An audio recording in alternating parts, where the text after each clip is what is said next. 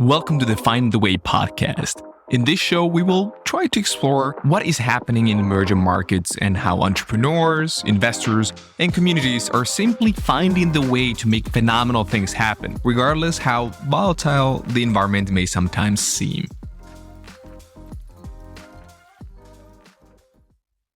I'm super excited to present to you today Juan Pablo Garavaglia. Juan Pablo has contributed to 5 top industrial technology companies during the last 20 plus years. He's been defining and executing business strategy, enabling sustainable growth and innovation, and he has managed multicultural, multi-generational, and multi-regional teams. Currently, he is the co-founder and managing partner of Zonda Capital.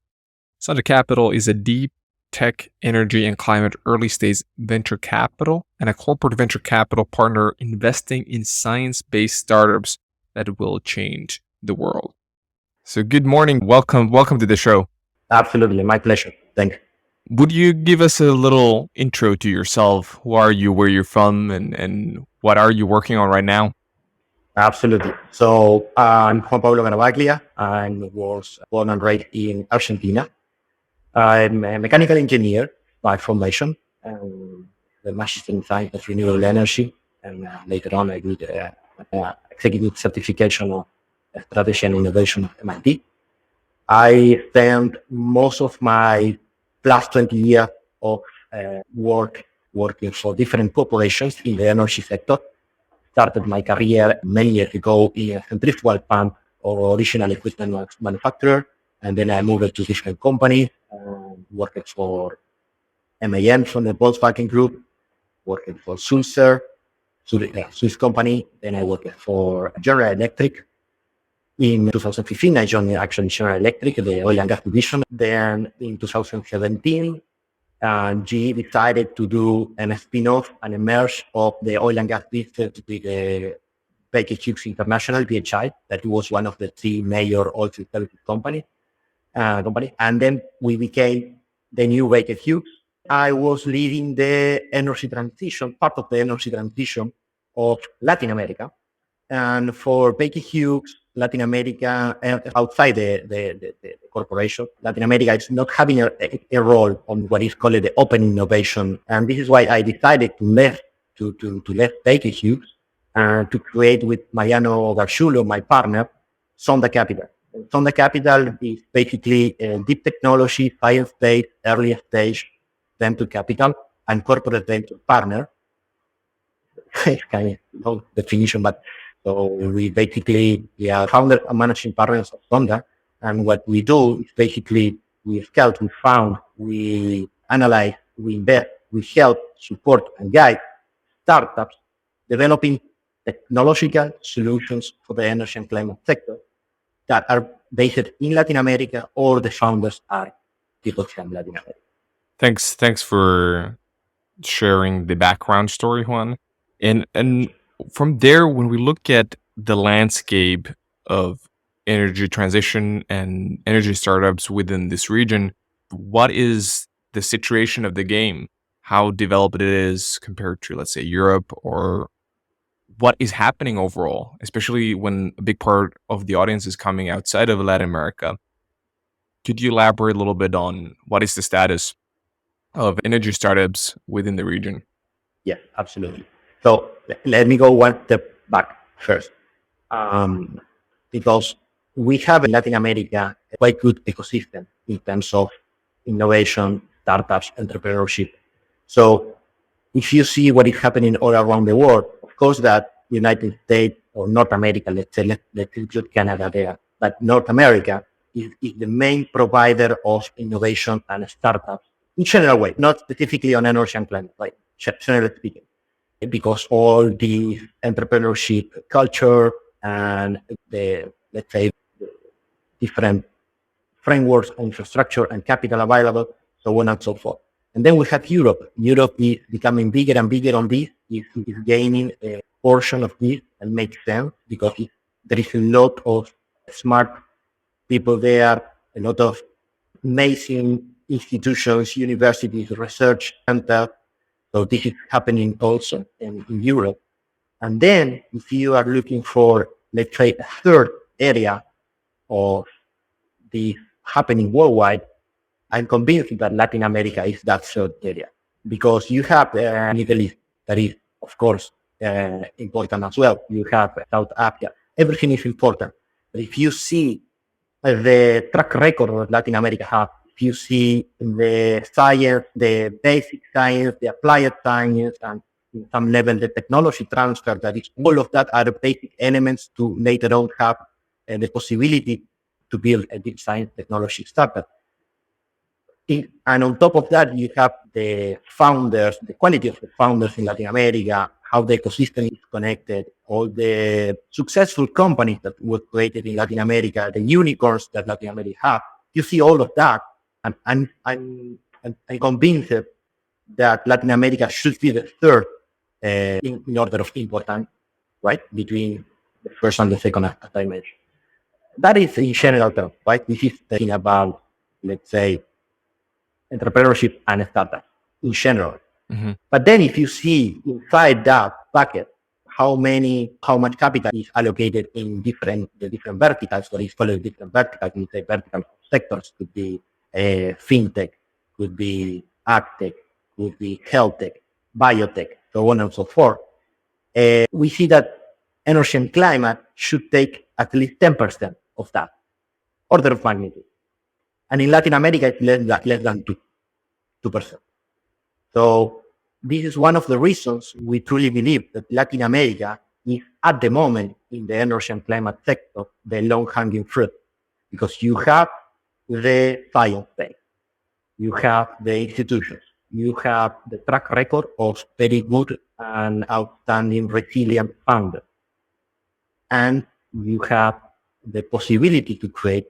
I will tell you more about this deep science technology solution, because we have seen a lot in Latin America. But the problem is that nobody was looking for that so far. And this is why that should happen. So in terms specifically about the energy and climate sector, what we see is a lot of startups that were actually waiting to have the chance or the possibility to show what they are doing.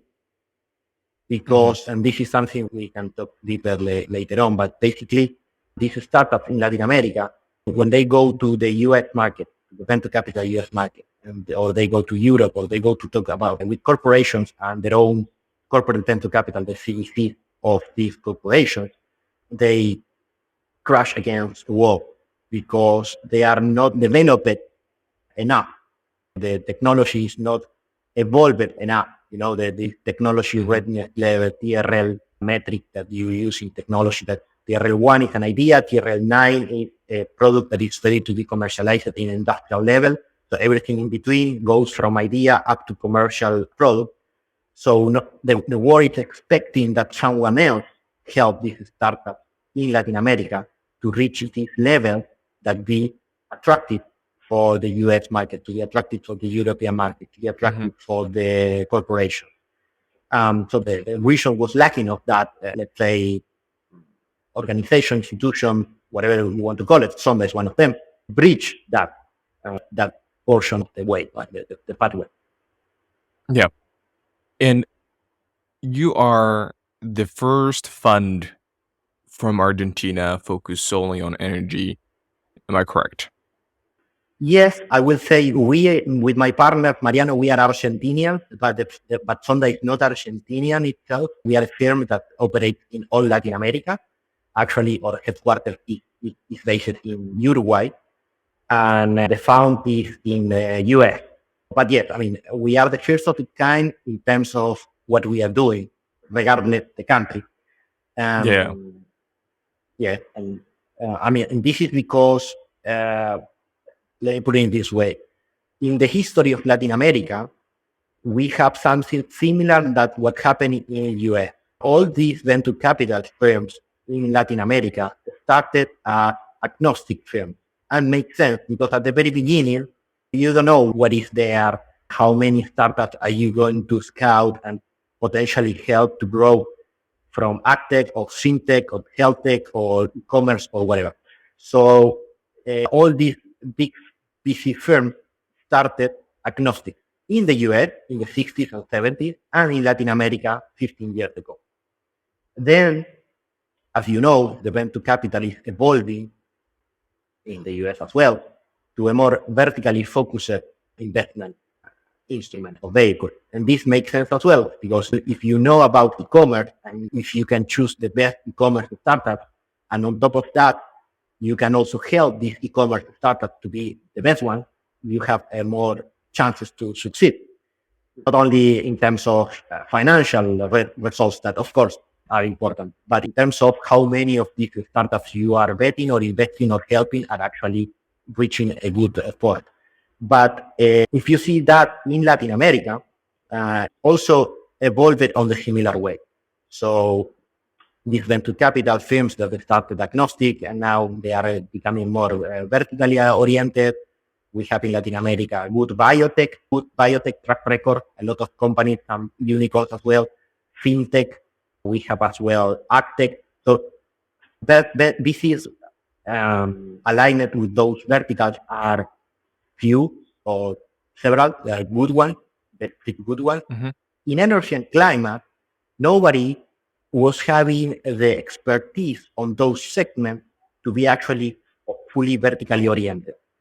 With Mariano, we came from that sector. We came from the energy sector. We worked in, as I mentioned, companies like General Electric and Baker Hughes. Mariano spent 25 years in Schlumberger, based in 18 different countries all around the world.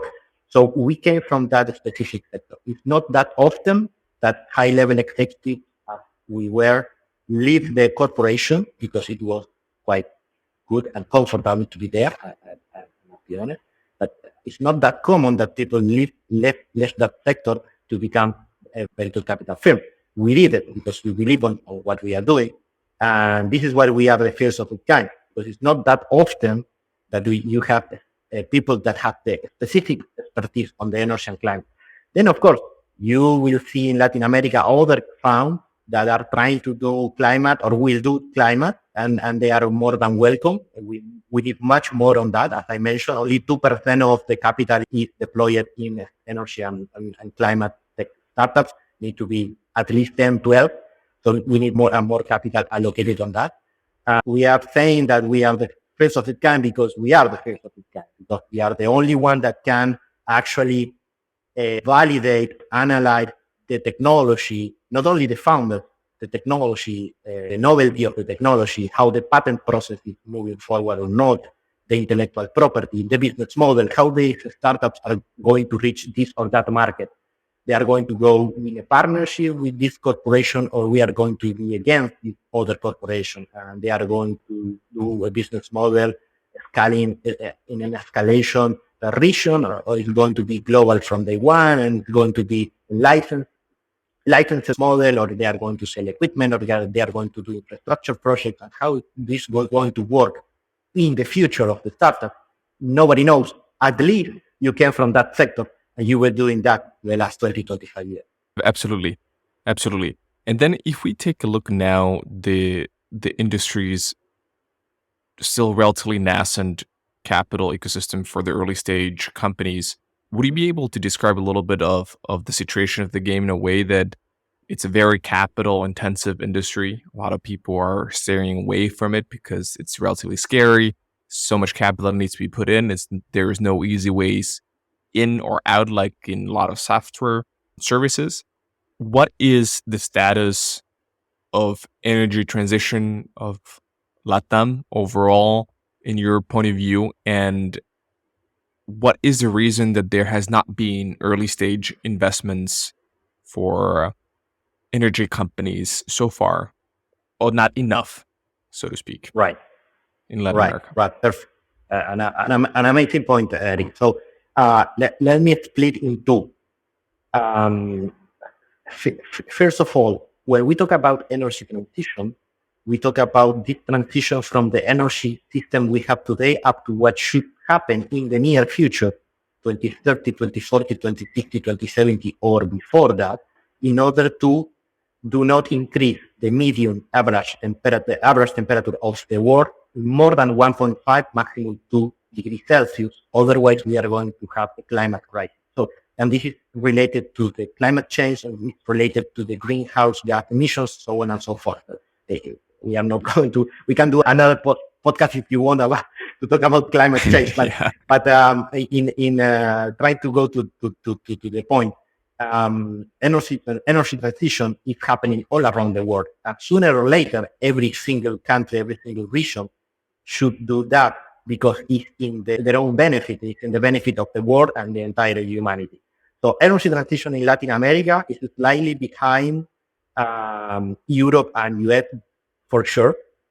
But we, in my time in Baker Hughes, for example, we were working and collaborating and having discussions with several corporations and companies and oil and gas enterprises, power generation enterprises in Latin America, that they see this as a need. They see this happening and they need to do something. Say that the startups, no matter if it's an Argentinian startup, a Chilean startup, a Norway startup, or the Canada startup, they are developing or trying to develop solutions for the world. So from day one, these are global startups. They are not, in general, they are not attending or trying to attack a specific energy or climate topic for the region. They are global by definition, and that makes sense. The other point, the other half of the answer is that this technology, develop technology is difficult anywhere in the world. In Latin America, we have the advantage that is cheaper in terms of the money that you need to invest, the capital you need to invest, not the result. Actually, the people are quite smart. It's well prepared. Many scientists in Latin America are doing the PhDs or post-PhDs in US, in France, in Germany, in Switzerland. So the smart people everywhere, including Latin America. Then if you want to move from basic science to applied science to technology to startup, or a solution that can be performed and developed by a startup, you need something else. You need more than the scientist. You need someone that also in the group understand the business model, where you want to go, and understand all the entrepreneurship portion of this to build a company. You need support, a support ecosystem that help and to help this stuff grow. And then you have some solutions that are going to be developed as a software. You have some solutions that are going to be developed as a software as a service, software as a platform, whatever. And then you have some solutions going to be developed as hardware, because yes, it is a hardware intensive sector. Not only hardware, you have a mix. Actually, in the startups we have today in the portfolio, we have 11 startups, and the mix is pretty much 1/3, 1/3, 1/3. It's not all hardware, but it's hardware there. And yes, you're right on this point.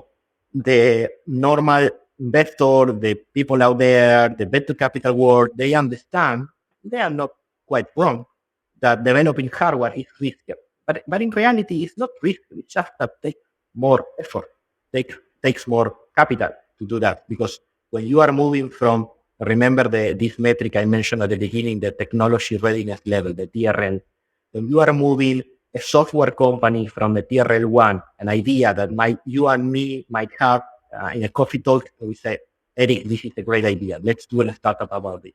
This is a TRL 1 kind, right? So moving up to TRL 2, 3, 4, 5, passing through a prototype stage, an industrial prototype stage, so on and so forth, is shorter and kind of easier for a software, because you can test quicker. You can put together a prototype quicker. The regulatory framework is softer. In the hardware portion, it's slightly more complicated, but still doable. You just need to have in mind where do you want to go and how you want to transit that. You need more capital?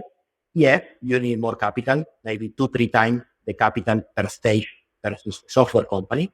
You need more time? Yes, because in the hardware, you are not going to have customer and revenue maybe until the year number 6 or the year number 7 of the startup developer. While a software company, that is much shorter. That this life cycle is shorter, so it's helping on that way. But if you have that in mind, and most importantly, you know what you are doing. This is coming back to what we are doing, what we do for a living. As a typical investor, let's say an angel investor or someone that wants to develop technology, could be in Argentina, it could be in Singapore or whatever. If you don't know about that market, yes, could be risky. It's like myself investing in blockchain. I have a general understanding of blockchain. I am not a specialist on that, or fintech, for example, or agtech. So yeah, maybe I will do mistakes because I will bet in a company that is not moving forward. It's in a startup and it's not going to be developed. Why? But different reasons. Maybe I was not analyzing properly the risk. I was not looking properly for the liabilities. I was thinking that technology of that idea is quite novel, but in reality, there are maybe another 10 companies doing the same in parallel, and I'm not in that market, so I don't know that. It's a kind of blind angle or blind spot. So, yeah, what I'm trying to say is that could look riskier for someone that is not a specialist on that, might look riskier for me to invest in agtech or health tech. Yeah. And I think that a lot of people don't understand who are typically involved in software products and services, or overall in the world of tech. When we come to energy, the game is extremely different. The amount of cash that is actually being poured in is on another level. And correct me if I'm wrong, Juan, but a lot of the times now the challenge has been, especially in Latin America and perhaps in other regions as well, is that when you have young companies coming to the market, the current investors out there that are willing to put a lot of cash into energy companies typically are not interested if the ticket sizes are not even above $100 million, right? So there has been this very big lack of funding for the early stages that you're able to prove your technology readiness level and your go-to-market strategy a little bit further. So there is a lot of money, there's abundance of money, but if the ticket is less than 200 million, a lot of these investors might not be even interested, right? Yes, that's totally right. That's totally right. So let me put it in this way. And this is not specifically for energy and climate. It's happening pretty much in all the technology. It's happening for aerospace. It's happening for biotech. The only difference is that so far in Latin America, nobody was doing that bridge or taking that leap in energy and climate, as we have very well founded and very well suited VC firms or company builders or venture builders, so on and so forth, that can do that in biotech. So biotech, for example, if you do a quick comparison, biotech is similar than climate tech in that subject, but it's 13 years advanced in Latin America. When you see that, it makes sense what you just mentioned. So, for example, if you have a company that is a startup is trying to develop a new technology to do carbon capture, let's say, and the technology is novel, the technology can be protected by intellectual property rights, patent process, let's suppose that. But it's in too early stage. It's like a seed round. They are trying to develop a prototype yet, or they have a laboratory prototype, very small and very, let's say, not that developed, and they not that complex, and they want to move on that direction to do something more complex with instrumentation, and they can do tests and so on and so forth. The point is, the VC world in the United States or in Europe, also the corporate one, are looking exactly what you just mentioned. Okay, where are you in terms of developing your technology, the risk in your technology? Because something that we need to have in mind, if you are developing a software, a new app, for example, to do a marketplace, whatever, the main risk is on the business model. You are providing something new technology, that's fine. but you don't know if the customer is going to adopt it and is going to choose you versus the competition, right? So basically, the risk on those kind of, let's say, soft solutions are on the business model, and this is why this world, these that are working on that segment, they have their own metrics. Like, for example, how many customers are you acquiring, and this kind of thing. In this technology, that don't really matter. It's a totally different metric because you don't have customers. You are not going to have customers in the next 5 years. So what I'm trying to say is that in the deep technology portion, in the deep technology side, you need to go into that process to be at the level of other VCs, bigger ones, are looking for this startup and saying, okay, yeah, now they are at a level that are interesting for me. But why is interesting for me? Because I don't assume the entire risk. Because in the other side, as I mentioned, in the soft side, the risk is in the business model. In the deep technology, the risk is in the technology, not in the business model. Because the business model, you can fine tune, you can touch here or there, but they are basically attending a global need. So your customers are the entire world, the entire humanity. I mean, in a simpler way. So so the corporations, the VCs, the big VCs are looking for this 100 million investment, 200 million investment, typical Series B, C, D, E, because they are betting for the growth of that technology, not much for the development of that technology. All the development of that technology already happened before, when these startups moved from TRL 1 up to, let's say, TRL 6, more or less, TRL 7. We have something to show that what you are saying is actually happening. Yeah. And so when there is a very clear global need for energy transition, you are with Zonda Capital trying to encourage more of these brilliant minds from this region to take the leap of faith, to utilize their brain to develop this technology that is clearly needed on this earth, by providing them, let's say, risk mitigation, by providing them cash earlier than the current market is actually providing for them. And at the same time, for your LPs, you're providing tremendous untapped potential for a Latin American market where roughly 2% of the total cash that is being poured into the region only goes to energy, right?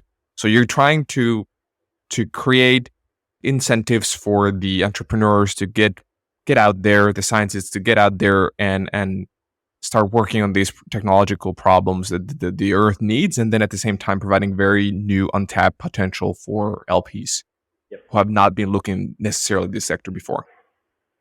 Yes, exactly. I mean, in a nutshell, yes, it's something that must make sense for everybody, not like you are only supporting startup and not the LP, or you are just making the LP richer and not supporting the startup. I mean, you need to do everything and need to make sense for everybody.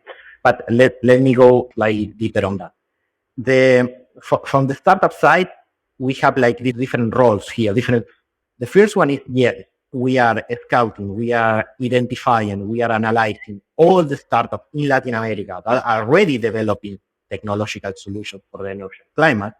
And we are explaining to them that there is firms like Zonda that are willing, they pass the due diligence, and with Mariano, my partner, we decide to invest on them. They are people like us that are willing to support them all the way up to they grow, up to they go to a Series B, C, or D, or they merge with someone else, or whatever happened with that stuff. So that was not happening in Latin America so far, and this is a very good feedback we received from the startup. The startups were saying to us very quickly, thanks God, we have a venture capital that can speak the same language we have. We can speak the same language with that for us in terms of the climate, the energy, the technological solutions, the TRL, what is happening in a laboratory level, in science level, this kind of thing. because I mentioned they are totally different metrics with a typical VC. They don't speak the same language. Um, and then we have a more a kind of evangelist role that we go to universities, we do events like the Energy and Climate event we did November 10th. We do all of that in order to, yes, to promote and to the scientists, the young people that they need, they can, if they want, to develop solutions for the energy and climate sector, not only fintech or e-commerce. That if they want to do that, totally fine. I'm not against that. And what I'm saying is that if you are a scientist and you want to develop something for the carbon capture sector, for example, and you have the capability to do that, you need to do that because you have all the conditions to do that. You don't need to say, okay, I am a mathematician. I can do a very complex model to solve this climate issue, but I will to apply it in e-commerce because it's there where the money is came. Not necessarily, not in Latin America, not now. Energy and climate are in the spotlight and makes sense because it's a crisis we need to solve globally. So this is a message we are passing mostly to the scientists and the young people. For the investor side, let me say we are also a kind of rare animal there because we don't have 200 LPs. We are not looking for raising money as a typical VC. We have mostly corporations as investors, corporations and high net worth individuals, but only a few selected group of corporations and high net worth individuals that are fully committed to the energy and climate sector and that they want to do something on that line. And most specifically, something that I mentioned at the beginning. Today, the innovation is not happening inside the corporation. 10, 20 years ago, the R&D department of the corporations, they are doing something, mostly incremental innovation, not that disruptive innovation. And it's happening outside. And everybody knows, and they know. So a few years ago, most of the top corporations started to do open innovation. And it's opening the doors of the R&D department and going and collaborate outside the corporation. This could be with universities and with research centers, but that is mostly technology transfer. Then this corporation decided to do their own corporate venture capital. And with this, they were into the venture capital market. They went to the startup world. We are a corporation, but we can give you money and we can help you with capital, with the smart man concept. We can help you with connections. We will help you with opening this market for you. We can help you to our entire engineer and or research department to help you on some specific points. But the reality, what happened is that this has a good result in terms of investing in startups that are close to the corporation, but not really in open innovation, in disruptive innovation. Because how the CVC works, how they take decisions, how they evaluate the startups. They know most of them, some are an exception around the world, but most of them finally end investing in startups that are very close to what they are doing, and they are missing this opportunity to access the disruptive innovation. And there is where we are playing also a different role for the corporation, the high net worth individuals, these few selected we have in the it's on that way, helping to develop technology through the open innovation, or collaborating with, this is why Zonda is a VC, the technology VC and CVC partner, because we collaborate with the CVC. We are not a competition for the corporate venture capital. Yeah, absolutely. And then as a final note, what would you say about the greatest opportunities in LATAM's energy sector for the coming years? Why LATAM is a great growth hub for the energy sector in the coming years? I will say it's related with what is happening all around the world. So, and it's kind of aligned with the vertical or the specific technologies we are looking for. So, in one hand, we need more energy. We need more energy to keep developing the humankind into the future. But this energy needs to be sustainable, needs to be affordable, needs to be accessible.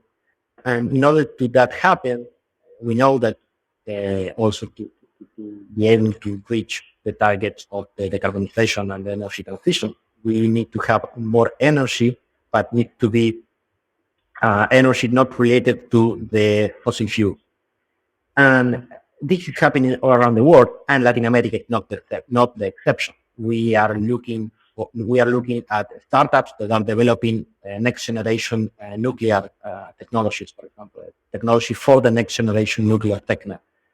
Startups that are developing artificial intelligence solutions to optimize the production of energy from a wind farm or a solar farm, or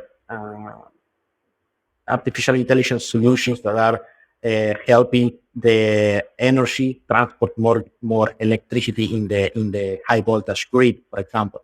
These kind of things are happening in Latin America. The startups that we are working with and looking for. Then we have the other big portion that also is taking a big role in Latin America, that the hydrogen as an energy vector, hydrogen as a potential new fuel, not related with the fossil fuels, that is actually renewable, that is combusted in an engine or in a turbine, has zero emission, at least not carbon dioxide and NOx. So hydrogen is going to take a major role in the energy matrix and how the energy is shaped in the coming 20, 50, 100 years. The problem is that today we don't have the technology to make it affordable, accessible, and cheap enough. And we are also working in startups in Latin America that are developing technology to make that happen. And this is not only related to the production of hydrogen. It's related to the production, with the transportation, how you store the hydrogen, because it's a very tricky molecule, and how you use that hydrogen and the subproducts of the hydrogen, like the green ammonia or the sustainable aviation fuels and this kind of thing. And the last portion we are seeing, and in Latin America, startups are developing solutions on that way, is everything related with what we call carbon management. What is carbon management? Well, let's suppose the carbon neutral future, where you have hydrogen playing a role, renewable energy very well adopted, and with a high level of penetration, and renewable and energy storage to make that happen. And everything is working properly, and a smart grid to use less energy and to have more efficiency and energy saving. But then you have certain areas like cement, steel, long duration flight in the aviation industry that are difficult to abate. Are industries that are not going to have a carbon neutral solution, at least in the coming 20 years. And for those, you need to manage those emissions, because they are going to still, and the petrochemical, for example, segment, they are going to still need the fossil fuels. It's not that we can turn off the light of the fossil fuels, turn off the bulb of the fossil fuels, and we are not going to have fossil fuels tomorrow. We are going to have fossil fuels for the next 20, 30, 50, 100 years. Less every year. That should be a goal for everybody. But less dependency, let's say. But in overall terms, there are some segments that still need it, and you need to do something with those emissions. And all of that is happening around the world, and all of that is happening in Latin America. Absolutely. Thanks a lot, Juan, for sharing a little bit of your thoughts and your great work and why you have embarked on this journny of making sure that LATAM can be at the forefront of energy transition. So thanks a lot for participating, Juan. Thank you, Eric. It was my pleasure. And again, at this position, for everybody that wants to know more about the general topic or Latin America, coming to Buenos Aires and want to take a coffee, I'm always happy to do that. Yeah, I can also highly recommend that. Buenos Aires is a phenomenal place for technology and for having a great time. Indeed. Thanks, Eric. Thanks, Juan. Thanks for the invitation.